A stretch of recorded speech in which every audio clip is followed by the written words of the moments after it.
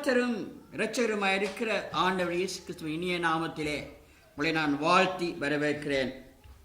ECBN international ஸ்தாபனத்தாரின் ஆதரவோடு கிறிஸ்துவுக்குள் புதுவாழ்வு என்கிறதான இந்த நிகழ்விலே மீண்டும் வான் அலைகள் கூடாக உங்களை சந்திப்பதிலே இணைந்து கொள்வதிலே நான் பெரிதும் மிக்க மகிழ்ச்சி அடைகிறேன்.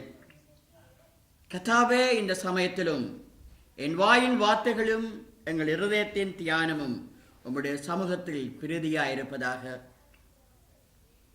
அருமையான சகோதர சகோதரிகளே, இந்த நாளிலும் இன்றைய செய்தியின் தலைப்பு தாக்குதல்கள் என்கிற ஒரு தலைப்பிலே நான் நீங்களுமாய் சில நிமிஷங்களை இந்த தொலைக்காட்சி கூடாக தியானிக்கலாம் என்று நான் வாஞ்சிக்கிறேன். தாக்குதல்கள், தி லெவல்ஸ் ஆஃப் அட்டாக்ஸ். இந்த தாக்குதல்கள் என்கிற இந்த தலைப்புக்கு ஆதாரமாக புதிய ஏற்பாட்டிலே மத்தேயு எழுதிய நற்செய்தி நூலிலே 4ஆம் அதிகாரம் 1ஆம் வார்த்தையிலிருந்து 11வது வார்த்தையில் உள்ள பகுதியை நீங்கள் புரட்டி பார்த்துக் கொள்ளுங்கள். மத்தேயு எழுதிய நற்செய்தி நூல் 4ஆம் அதிகாரம் முதல் 11 வார்த்தைகளும். இந்த பகுதியை வேதாகமத்திலே நாங்கள் பார்க்கும் பொழுது, தியானிக்கும் பொழுது, இந்த சம்பவம் ஆண்டவர் இயேசு கிறிஸ்து ஒரு சோதனை கூடாக கடந்து சென்ற ஒரு சோதனை பாதையை குறிப்பிடப்பட்டிருப்பதை நாங்கள் காண முடியும். சத்துருவாகிய சாத்தானவன் 3 வகையான சோதனைகளை நம் ஆண்டவர் முன்பாக அவன் வைக்கிறான். 3 வகையான சோதனைகள். சோதனைகள் என்பதை விட 3 வகையான தாக்குதல்கள் என்று நாம் அதை சொல்லலாம். There are 3 levels of attack. இந்த நேரத்திலும் கூட இன்னொரு வார்த்தையை உங்கள் முன்பாக வைக்க நான் வாஞ்சிக்கிறேன். எபிரேயருக்கு எழுதிய நிருபம் 4ஆம் அதிகாரம் 15வது வார்த்தை இவ்வாறு சொல்கிறது: நம்முடைய பலவீனங்களை குறித்து பரிதபிக்க கூடாத பிரதான ஆசாரியர் நமக்கிராமல் எல்லா விதத்திலும் நம்மை போல சோதிக்கப்பட்டும் பாவம் இல்லாதவருமாயிருக்கிற பிரதான ஆசாரியரே நமக்கிருக்கிறார். என் அன்பின் தேவ ஜனமே, அதாவது ஆண்டவர் இயேசுவை குறித்து எபிரேயர் நிருபத்திலே இவ்வாறு எழுதப்பட்டிருக்கிறது. ஆண்டவர் இயேசுவை பாருங்கள், அவர் நம்மை போல எல்லா வகையாலும் அவர் சோதிக்கப்பட்டார். ஆனாலும் ஆண்டவர் இயேசு பாவம் இல்லாதவராகவே வாழ்ந்தார். எபிரேயர் 4ஆம் அதிகாரம் 15வது வார்த்தை அப்படி சொல்லுகிறது. அவர் பாவம் இல்லாதவராக சோதிக்கப்பட்டார், ஆனாலும் பாவம் இல்லாதவராக அவர் வாழ்ந்தார். பிரியமானவர்களே, இன்றைக்கு பாருங்கள், பெரும்பாலான சோதனைகள் மாம்சத்தின் இச்சைகளாக, கண்களின் இச்சைகளாக, ஜீவனத்தின் பெருமைகளாக உம்மை அவை நாள்தோறும் தாக்கிய வண்ணம் காணப்படுகின்றன. 1 யோவான் 2ஆம் அதிகாரம் 16ஆம் வசனத்திலே நாங்கள் பார்க்கிறோம்: ஏனெனில் மாம்சத்தின் இச்சையும் கண்களின் இச்சையும் ஜீவனத்தின் பெருமையுமாகிய உலகத்தில் உள்ளவைகள் எல்லாம் பிதாவினால் உண்டானவைகள் அல்ல, அவைகள் உலகத்தினால் உண்டானவைகள். ஆகவே இப்படிப்பட்ட இந்த சோதனைகளை, இந்த தாக்குதல்களை நாம் கர்த்தருடைய வசனத்தினாலே மேற்கொள்ள வேண்டும் என்று சொன்னால், தியான பகுதியாக சொல்லப்பட்ட அந்த மத்தேயு 4ஆம் அதிகாரம் முதல் 11 வார்த்தைகளிலும் பாருங்கள், ஆண்டவருக்கு 3 வகையான சோதனைகள், 3 வகையான தாக்குதல்கள் ஆண்டவர் மீது தொடுக்கப்பட்டன. அப்படிப்பட்ட அந்த 3 வகையான தாக்குதல்களையும் கர்த்தர் வசனத்தினாலே, வார்த்தையினாலே அவர் மேற்கொண்டார். அபரிமான தேவ பிள்ளைகளே, இப்படிப்பட்ட 3 வகையான தாக்குதல்களை சத்துருவானவன் எங்கள் மீது தினமும் போட்டுக்கொண்டு வருகிறான். இந்த நாளிலே இந்த செய்தியை கேட்டும் பார்த்து கொண்டிருக்கும் இருக்கிற அருமையான என் சகோதர சகோதரிகளே, உங்களோடு சேர்ந்து நானும் இந்த 3 வகையான தாக்குதல்களை தியானிக்கலாம் என்று வாஞ்சிக்கிறேன். முதலாவது தாக்குதல், தி அட்டாக் நம்பர் 1. மத்தேயு 4ஆம் அதிகாரம் 3ஆம் வார்த்தை இவ்வாறு சொல்கிறது: அப்பொழுது சோதனைக்காரன் வந்து, நீர் தேவனுடைய குமாரனே ஆனால் இந்த கல்லுகள் அப்பங்களாகும்படி சொல்லும் என்றான். பாருங்கள், முதலாவது தாக்குதல். அவன் சொல்லுகிறான், நீர் தேவனுடைய குமாரனே ஆனால் இந்த கல்லுகளை அப்பங்களாகும்படி சொல்லும் என்று அவன் சொல்லுகிறான். அருமையான தேவ பிள்ளைகளே, இங்கே கர்த்தராகிய தேவனானவரும் தமது குமாரனுமாகிய ஆண்டவர் இயேசு தம்முடைய ஊழியத்தை ஆரம்பிக்கும் முன்பதாக வனாந்தரத்துக்கு அழைத்து செல்கிறார். அதை 4ஆம் அதிகாரம் 1ஆம் வசனத்திலே பார்க்கிறோம். இயேசு பிசாசினாலே சோதிக்கப்படுவதற்கு வனாந்தரத்துக்கு கொண்டு போகப்பட்டார். அப்படியானால் தேவ பிள்ளைகளே, பிதாவாகிய தேவன் இந்த பூவுலகத்துக்கு தாம் அனுப்பிய ஒரே பேரான குமாரனாகிய ஆண்டவர் இயேசு கிறிஸ்துவை 3 வகையான தாக்குதல்களுக்கு தேவ பிள்ளைகளே அவர் அனுமதிக்க, முகம் கொடுக்க அனுமதிக்கிறார். ஆகவே முதலாவது தாக்குதல் என்ன? அப்பத்தை காட்டி சத்துருவானவன் ஆண்டவரை தாக்குகிறான்.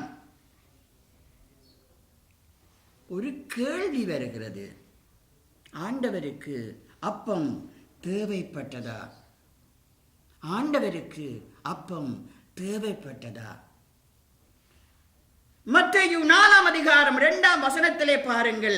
அவர் இரவும் பகலும் 40 நாள் உபவாசமாய் இருந்த பின்பு அவருக்கு பசியுண்டாயிற்று.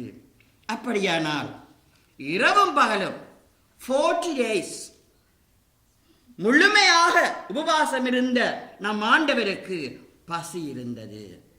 ஆனால் அது உலக பிரகாரமான பசி அல்ல, அல்லது சரீர பிரகாரமான அப்பத்தின் பசி அல்ல, ஆத்ம பிரகாரமான ஒரு ஆவிக்குள்ளான பசிதான் நம் ஆண்டவரிடத்திலே இருந்தது. Jesus' greatest need was not for natural food but for spiritual food. ஆண்டவருக்கு தம்முடைய பிதாவின் சித்தத்தை குறித்ததான பசி இருந்தது. அன்பானவர்களே, சோதனைகளிலே மிகவும் அடிக்கடி நிகழ்கின்ற சோதனை என்ன தெரியுமா? நம்மை தாக்குகின்ற தாக்குதல்களிலே மிகவும் அடிக்கடி நாம் தாக்கப்படுகிற அந்த தாக்குதல், அந்த அட்டாக் என்ன தெரியுமா? தேவனுடைய வார்த்தையிலே சந்தேகம் பண்ணும்படியாய் எம்மை நெருக்குகிற, எம்மை தாக்குகிற அந்த தாக்குதல் தான். வாசிப்போம். மத்தேயு 3ஆம் அதிகாரம் 17ஆம் வசனம். 4ஆம் அதிகாரத்துக்கு முன்னுள்ள அந்த கடைசி வார்த்தை 3ஆம் அதிகாரம் 17ஆம் வசனம். அது இப்படி சொல்கிறது: அன்றியும் வானத்திலிருந்து ஒரு சத்தம் உண்டாகி, இவர் என்னுடைய நேசகுமாரன், இவரிலே பிரியமாயிருக்கிறேன் என்று உரைத்தது. தேவ பிள்ளைகளே, அங்கு ஒரு சத்தம். ஆண்டவர் நியமங்களுக்கு கட்டுப்பட்டு யோவான் பார்த்து, எனக்கு இடம் கொடு, நான் இதை நிறைவேற்ற வேண்டும் என்று சொல்லி முழுக்க ஞான ஸ்நானம் எடுத்து கரை ஏறின பொழுது அங்கொரு சத்தம். பிதாவானவர் சொல்கிறார், இதோ இவர் என்னுடைய நேசகுமாரன், இவரில் நான் பிரியமாயிருக்கிறேன். இப்பொழுது 4ஆம் அதிகாரம் 3ஆம் வசனத்தை வாசிப்போம். அது சொல்கிறது: அப்பொழுது சோதனைக்காரன் அவரிடத்திலே வந்து, நீ தேவனுடைய குமாரனே ஆனால். அருமையான தேவ பிள்ளைகளே, பாருங்கள், சாத்தான் இயேசுவை குறித்து பிதாவானவர் சொன்ன வார்த்தையிலே ஒரு சந்தேக புரளியை ஏற்படுத்த பார்க்கிறான். பிதாவானோ சொல்லிவிட்டார், இதோ இவருடைய நேசகுமாரன், இவரில் நான் பிரியமாயிருக்கிறேன். இப்பொழுது சத்துருவான சாத்தான் கேட்கிறான், நீர் தேவனுடைய குமாரனே. ஆனால் தேவ பிள்ளைகளே, நாம் எந்த சூழ்நிலையிலும் எமக்கு கொடுக்கப்பட்ட வாக்குத்தத்தங்களை, எம்மீது கொடுக்கப்பட்ட தீர்க்க தரிசனங்களை, நாம் விசுவாசிக்கின்ற தேவனுடைய வார்த்தைகளை சந்தேகம் கொள்ளக்கூடாது. அது அப்பத்தை காட்டி தாக்குகிற ஒரு தாக்குதலுக்கு சமன். தேவச்சனமே, தேவ வார்த்தைகளை நாம் விசுவாசிக்க வேண்டும். ஆதியிலே ஏவாளை பார்த்து சத்துருவானவன் அந்த மரத்தை காட்டி, அந்த மரத்தின் கனியை காட்டி, தேவனுடைய வார்த்தையிலே ஒரு குழப்பத்தை ஏற்படுத்தி ஏவாளை தாக்கி ஆதாமையும் ஏவாளையும் கர்த்தரின் பிரசன்னத்தில் இருந்து அவன் பிரித்து வைத்தவன் தான் இந்த சத்துரு. இப்பொழுது ஆண்டவர் இயேசுவிடம் வந்து நீர் தேவனுடைய குமாரனே ஆனால் என்று ஒரு டவுட், ஒரு சந்தேகத்தை உருவாக்க பார்க்கிறான். ஆனால் நம் ஆண்டவர் இந்த சாத்தானுடைய இந்த அப்பத்தின் தாக்குதலை வார்த்தையாலே முறியடித்து தேவ பிள்ளைகளே, ஆண்டவர் அவனை வெற்றி கொண்டார். உபாகமம் 8ஆம் அதிகாரம் 3ஆம் வசனத்தை நாம் பார்ப்போம்.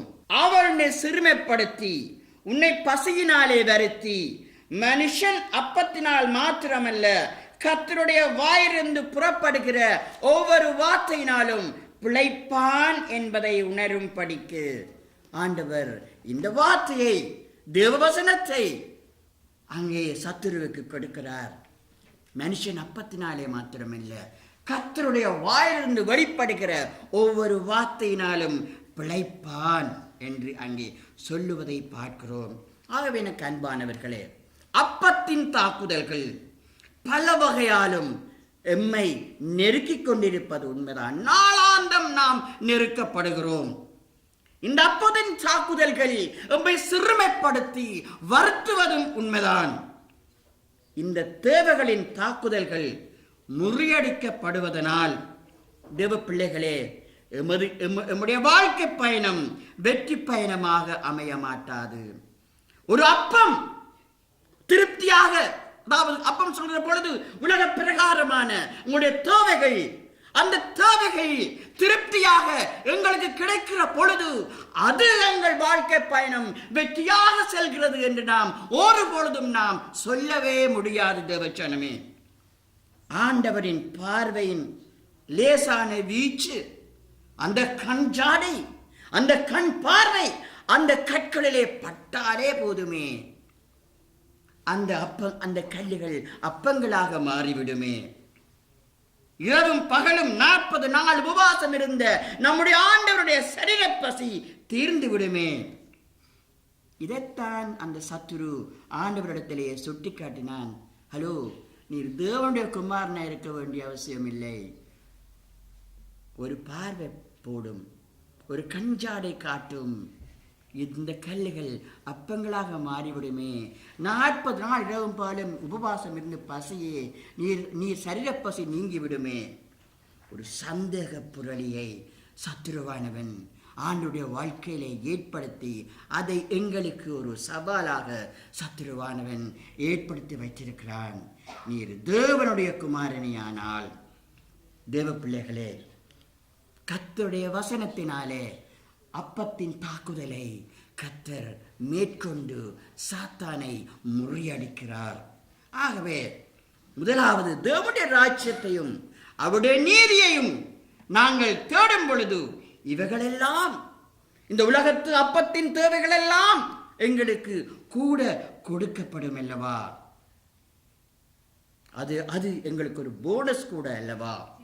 ஆகவே தேவச்சனமே, இந்த செய்தியை பார்த்தும் கேட்டுக்கொண்டும் இருக்கிற என் அன்பான மகனே, மகளே, நீ பயத்துடன் சோர்ந்து வாழ்வதை ஆண்டவர் ஒரு பொழுதும் விரும்புவதில்லை. ஆங்கிலத்திலே சொல்லுவார்கள், when you worry you don't trust God. When you trust God you don't have to worry. இன்றைக்கு உன்னுடைய தெரிவு என்ன? நீ கவலைப்படுகிற பொழுது நீ கர்த்தரை நீ விசுவாசிக்க மாட்டாய். நீ கர்த்தரை நீ விசுவாசிக்கிற பொழுது நீ கவலைப்படவே மாட்டாய். Choice is yours. தெரிவு உன்னுடையது. இரண்டாவது தாக்குதல், தி அட்டாக் நம்பர் 2, உப்பரிகையிலே தாக்குதல். அவன் உப்பரிகையிலே வைத்து தாக்குகிறான். உப்பரிகை தாக்குதல். ஆண்டவர் முகம் கொடுத்த இரண்டாவது சோதனை மத்தேயு 4:5. அப்பொழுது பிசாசு அவரை பரிசுத்த நகரத்துக்கு கொண்டு போய் தேவாலய துப்பரிகையின் மேல் அவரை நிறுத்தி, நீர் தேவனுடைய குமாரனே ஆனால் தாழ குதியும், ஏனெனில் தம்முடைய தூதர்களுக்கு உம்மை குறித்து அவர் கட்டளையிடுவார், உமது பாதம் கல்லிலே இடராதபடிக்கு அவர்கள் உம்மை கைகளிலே ஏந்தி கொண்டு போவார்கள் என்பதாய் எழுதியிருக்கிறது என்று சொன்னான். தேவ பிள்ளைகளே, அப்பத்தின் தாக்குதலை போல அல்ல இந்த உப்பரிகை தாக்குதல். ஒரு வித்தியாசமான தாக்குதலை இந்த சாத்தான் ஆண்டவரிடத்திலே அவன் ஏற்படுத்துகிறான்.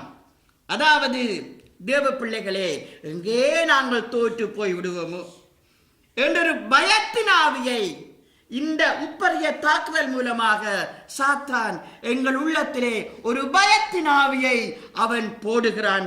தேவச்சனமே, உண்மைதான். நானும் நீங்களும் இன்றைக்கு உலகத்திலே வெற்றியின் பாதையில் சென்று கொண்டிருக்கிறோம். உண்மைதான். புகழின் உச்சியிலே நிற்கிறோம். உண்மைதான். சுகத்தின் உச்சியிலே நிற்கிறோம். உண்மைதான். செல்வத்தின் உச்சியிலே நாங்கள் மகிழ்ச்சியோடு வாழ்கிறோம். உண்மைதான். ஆனால் பயம், எங்கே விழுந்து விடுவோமோ என்கிற பயம். The Satan slowly whispering in our ears, you are on the pinnacle of success, my son, my daughter, but you could easily fall off. நீ விழுந்து விடுவாய் மகனே, மகளே என்று இரகசியமாக ஒரு சந்தேக புரளியை, ஒரு பயத்தின் புரளியை சத்துருவானவன் எங்களுக்குள்ளே போடுகிறான். தேவச்சரமே, அதுதான் உப்பரிகை தாக்குதல். எங்களை உப்பரிகைக்கு கொண்டு போய் நீ விழுந்து விடுவாயிடா. தேவ பிள்ளைகளே, உன்னுடைய பழைய தோல்விகள் எல்லாவற்றையும் உனக்கு முன்பாக அவன் கொண்டு வருவான். தோற்று போன சரித்திரத்திலே விலாசமே இல்லாத உனக்கு தெரிந்த தலைவர்களை, உனக்கு தெரிந்த புகழின் உச்சியிலே வாழ்ந்தவர்களை உன் எண்ணத்துக்கு கொண்டு வருவான். அதுதான் உப்பரிகை தாக்குதல். The attack on the pinnacle. சாத்தான் உன் வாழ்வின் உப்பரிகளை வைத்து தாக்குகின்ற தாக்குதல்கள் உன்னை திருப்தியற்றவனாக மாற்றும். உச்சிக்கு கொண்டு போய் உன்னை அவன் தள்ளாட வைப்பான். தேவச்சனமே, 2 வகையான பயங்கள் உண்டு. ஒன்று, there are 2 kinds of fear. ஒன்று healthy fear, இன்னொன்று unhealthy fear. ஆரோக்கியமான பயம், ஆரோக்கியமற்ற பயம். அது என்ன? பயத்திலே ஆரோக்கியம் இல்லை. அது என்னது? தேவ பிள்ளைகளே, healthy fear will keep you dependent on God. கர்த்தரையே சார்ந்து கர்த்தரையே பற்றி பிடித்து வாழ்வது ஆரோக்கியமான தேவ பயம். அது ஆரோக்கியமான பயம், கர்த்தருக்கு பயப்படுகிற பயம். அது it will protect you from pride and self-sufficiency. உன் சுயத்துக்கும் உன் பெருமைக்கும் உன் மேட்டிமையிலும் இருந்து அது உன்னை அந்த கர்த்தருக்கான அந்த ஆரோக்கியமான பயம் உன்னை பாதுகாத்துக் கொள்ளும். நீதிமொழிகள் 19:23 ஒரு வார்த்தை உண்டு. கர்த்தருக்கு பயப்படுதல் ஜீவனுக்கு ஏதுவானது, அதை அடைந்தவன் திருப்தி அடைந்து நிலைத்திருப்பான், தீமை அவனை அணுகாது. ஆரோக்கியமான பயம், கர்த்தருக்கு பயப்படுதல் ஜீவனுக்கு ஏதுவானது. தேவ பிள்ளைகளே, ஆகவே அந்த ஆரோக்கியமான பயம், அந்த சுயம் போன்ற வியாதிகளிலிருந்து கர்த்தருக்கு பயப்படுகிற ஆரோக்கியமான பயம் என்னையும் உன்னையும் அது பாதுகாக்கும். 1 கொரிந்தியர் 10:12 இவ்வாறு சொல்கிறது, இப்படி இருக்க தன்னை நிற்கிறவன் என்று எண்ணுகிறவன் விழாதபடிக்கு எச்சரிக்கையாயிருக்க கடவன். தன்னை நிற்கிறவன் என்று எண்ணுகிறவன் விழாதபடிக்கு எச்சரிக்கையாயிருக்க கடவன். நிற்கிறேன் என்று எண்ணுகிற நானும் நீயும் விழாதபடிக்கு தேவச்சனமே நாங்கள் எச்சரிக்கையாயிருக்க வேண்டும். இந்த எச்சரிக்கைக்கு பெயர்தான் ஆரோக்கியமான பயம். தேவனாலே தெரிந்தெடுக்கப்பட்டு வழிநடத்தப்படுகின்ற இஸ்ரவேல் ஜனங்கள் தங்களது உலக பிரகாரமான களியாட்டங்களோடு, தங்களுடைய பாவ வாழ்க்கையோடு, விக்கிரக ஆராதனைகளோடு, விபசாரத்தோடு விளையாடிக்கொண்டே பத்திரமாக இருக்க முடியும் என்று அவர்கள் நம்பினார்கள். ஆனால் தண்டிக்கப்பட்டார்கள். விழாதபடிக்கு கர்த்தருக்குள்ளே நாம் எச்சரிக்கையாயிருக்க வேண்டும். ஒரு ஆரோக்கியமான தேவ பயம் எங்களிடத்திலே காணப்பட வேண்டும். மற்ற பயம் ஆரோக்கியமற்ற பயம், அதாவது கர்த்தரை விசுவாசிக்காமல் ஏற்படுகின்ற ஒரு பயம். ஒரு தடவை பாருங்கள், சீடர்கள் மட்டும் ஒரு படகிலே பயணம் செய்து கொண்டிருக்கிறார்கள். கொந்தளிக்கும் அலைகளிலே அந்த படகு சிக்கி தத்தளிக்கிறது. தன் பிள்ளைகளுக்கு கரையிலே என்று பார்த்த நம் ஆண்டவர், ஐயோ என் பிள்ளைகள் கொந்தளிக்கும் கடலிலே சிக்கி தடுமாறுகிறார்கள் என்று நினைத்து அவர் உதவிக்கரம் நீட்டிக்கொண்டு அவர் விரைந்து அந்த கடலிலே அவர் வருகிறார். அப்பொழுது பேதுருவின் விருப்பம் என்ன? தானும் அவரை போல் நடக்க வேண்டும். ஆண்டவர் வா என்று சொல்லுகிறார், அவனும் நடக்கிறான். ஆனால் எப்பொழுது அந்த பேதுரு ஆண்டவரை நோக்கி பார்த்த கண்களை அங்கே தவறவிட்டு தன்னுடைய தத்தளிக்கும் தன்னுடைய சக தோழர்களை பார்த்தாரோ, அப்பொழுதே அவர் அங்கே தாழ ஆரம்பிக்கிறார்.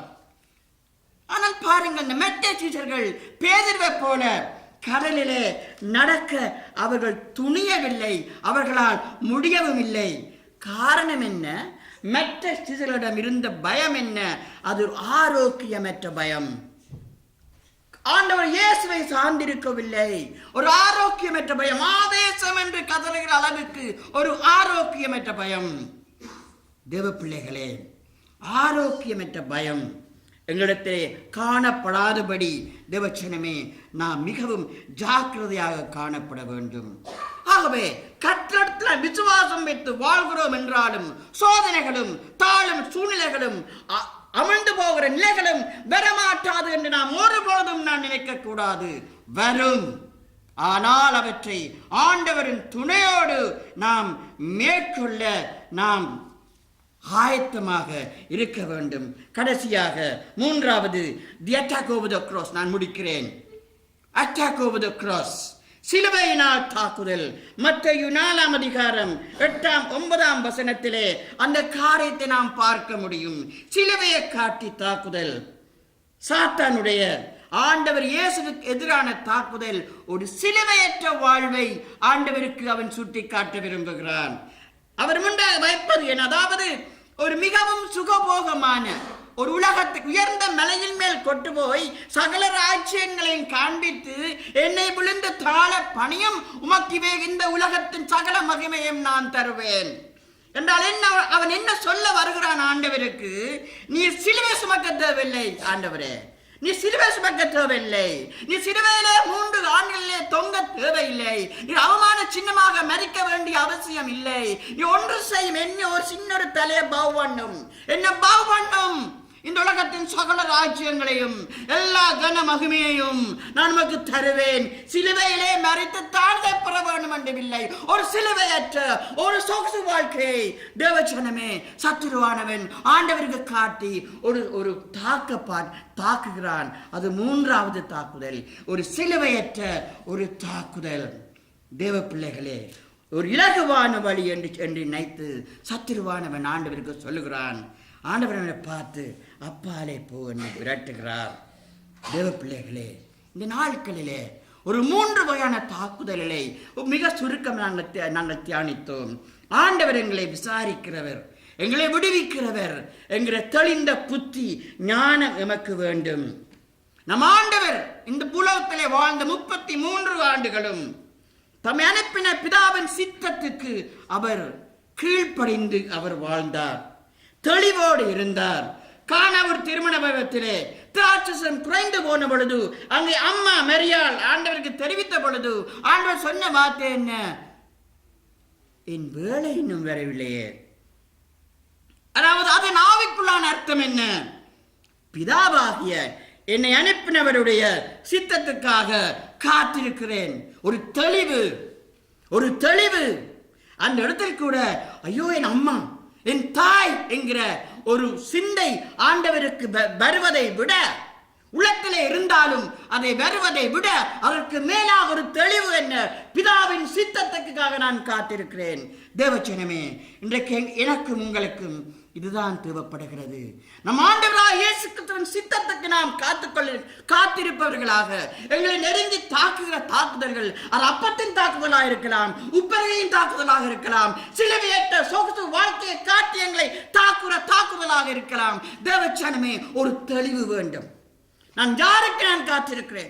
என் பிதா, என் ஆண்டவர், என் இயேசப்பா அவருடைய வார்த்தைக்காக, அவருடைய சித்தத்துக்காக, அவருடைய பிரியத்துக்காக நான் காத்திருக்கிறேன். அந்த தெளிவு எங்களுக்கு வேண்டும். கர்த்தர் ஒருவரையே பணிந்து கொள்வோம். கர்த்தர் ஒருவருக்கு ஆராதனை செய்வோம். சிலுவையிலே வெற்றி கண்ட யெகோவா நிசியாண்டவரை ஆராதிப்போம். பாவங்களை அர்ப்பணித்து மன்னிப்பை பெற்றுக் கொள்வோம். கர்த்தரங்களை அற்புதமாக வழிநடத்துவார். தலைகளை தாழ்த்தி இந்த வேளையிலே தேவ சமூகத்திலே எங்களை ஒப்புக் கொடுப்போம். இந்த நல்ல பொழுதுக்காக சோஸ்திரம் ஐயா. தேவனே, இந்த தொலைக்காட்சி பற்றிக்கு முன்பாக தேவனே, இந்த செய்தியை இந்த தியானத்தை பார்த்தும் கேட்டுக்கொண்டும் இருக்கிறார் அருமை சகோதரன் சகோதரிக்காய், அருமை ஐயா அம்மாவுக்காய், அருமை தம்பி தந்தைக்காய் ஆண்டவரே நான் சொல்கிறேன். உள்ளத்திலே கர்த்தர் பேசுவீராக, கிரிய செய்வீராக. ஆண்டவரே, தாக்குதல்கள் உலகத்திலே எங்களை தாக்குவதை கர்த்தர் அறிவீர்கள். எவ்வாறு நீங்கள் அந்த சத்துருவை ஆண்டவரே, அந்த சாத்தானை மேற்கொண்டீர்களோ, கர்த்தருடைய வார்த்தையினாலே மேற்கொண்டீர்களோ, அதே ஞானத்தை எங்களுக்கு தாருங்க ஆண்டவரே. வார்த்தையிலே நாங்கள் வசனத்திலே கட்டப்படுகின்ற அந்த மேலான பலத்தை எங்களுக்கு தாருங்க ராஜா. நன்றியோடு துதிக்கிறோம். அப்பத்தின் தாக்குதல்கள் ஆண்டவரே, உட்பருகையின் தாக்குதல்கள், சிலுவையற்ற வாழ்வையை காட்டி எங்களை தாக்குகிற தாக்குதல்களை நாங்கள் மேற்கொள்ளும்படியாய் கர்த்தர்களுக்கு அந்த அனந்த ஞானத்தை தருவீராக ஆண்டவரே. ஜெபிக்கிறோம் சுவாமி. ஆண்டவரே, உள்ளத்திலே பாரங்களோடு, உள்ளத்திலே ஆண்டவரே சந்தேகங்களோடு, உள்ளத்திலே போராட்டங்களோடு, ஆண்டவரே கர்த்தாவே சரீரத்திலே வியாதிகளோடு, ஆண்டவரே ஆத்துமாவிலே ஆண்டவரே சஞ்சலமான உள்ளத்தோடு ஆண்டவரே இந்த வேளையிலே உம்மை நோக்கி பார்க்கிற தேவனே, இந்த பிள்ளைகளுக்காக நான் ஜெபிக்கிறேன். கர்த்தருடைய கரம் இவர்கள் மீது நீட்டப்படுவதாக. ஆண்டவரே, இவர்களை சுற்றி இருக்கிற சந்தேக புரளியை கொண்டு வருகிற சத்துருவின் ஆண்டவரே கட்டுக்களில் இருந்து கர்த்தர் இவர்களை விடுவிப்பதாக ஆண்டவரே. பிதா குமாரன் பரிசுத்தாவின் நாமத்தினாலே, இயேசு கிறிஸ்துவின் நாமத்தினாலே ஆண்டவரே நாங்கள் இவர்களை ஆசீர்வதிக்கிறேன் ராஜா, ஆசீர்வதிக்கிறேன் ஆண்டவரே. எல்லா தாக்குதல்களுக்கும் விடுவித்து பாதுகாத்துக் கொள்ளும் ஆண்டவரே. ஒரு ஒப்பற்ற வாழ்க்கையை வாழ ஆண்டவரே, இவர்களுக்கு ஒரு உன்னதமான வாழ்க்கையை வாழ இவர்களை ஆசீர்வதி. இயேசு கிறிஸ்துவின் மாறாத நாமத்திலே ஜெபம் கேட்கிறோம் ஜீவனுடைய நல்ல பிதாவே. ஆமென். கர்த்தர் உங்களை ஆசீர்வதிப்பார்.